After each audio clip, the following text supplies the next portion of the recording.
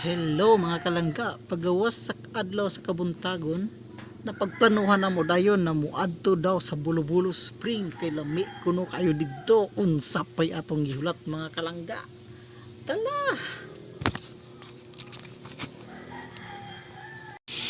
Hello mga kalangga, karong orasa nagbiyahe na ta, paingon na ta sa Bulo-Bulo Spring dito sa Lassi.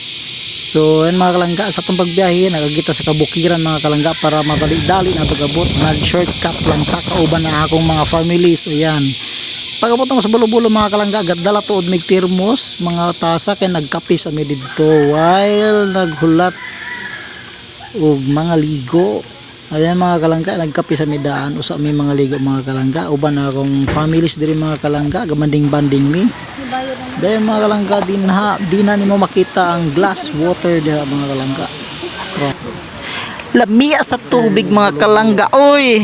Spring mga kalangga, din na pride na sa Lassi, Siquijor. Naku, maka-inlove kayong tubig mga kalangga. Ang gwapa kay sa tubig. Din ayan mga kalangga, while nagkapi-kape ta diha, nagsuroy-suroy po ta, naglantaw-lantaw mga kalangga. Ug mga kalangga, kung akin sa tong mga utana o makabalo ganahan makatultol anin na lugar mga kalangga, located ra ni diri sa Lassi, Siquijor mga kalangga.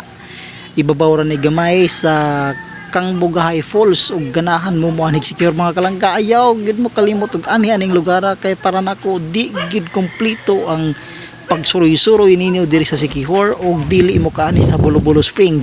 That's all. Thank you.